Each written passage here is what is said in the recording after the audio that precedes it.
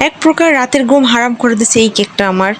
এই ফুলগুলো তৈরি করতে আমি একদম নাকানি চুবানি খেয়েছি। চলেন এই কেকটা সম্পর্কে আপনাদের সাথে আজকে কিছু কথা শেয়ার করি। কি হয়েছিল এই কেকটা নিয়ে আমার সাথে।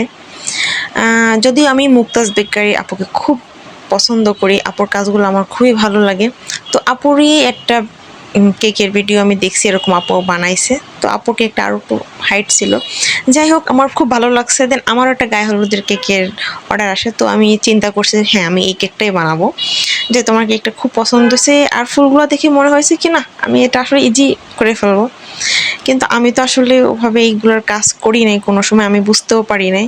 যাই হোক, আমি কাজগুলো করতে যেহেতু বুঝছি আসলে এটা আমার দ্বারা হবে না, কিন্তু তবুও আমি হাল ছাড়িনি। আমি যেভাবে হোক ফুলগুলো তৈরি করছি এবং এটাকে আমি ফাইনাল ডেকোরেশন করতে পারছি।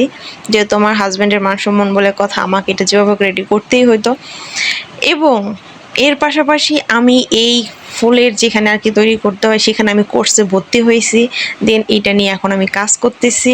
দেন এখন আমার খুব শান্তি লাগতেছে যে না এখন আমি পারবো। দেন এর অর্ডার আসলো, আমি এটা আসলে কমপ্লিট করতে পারবো।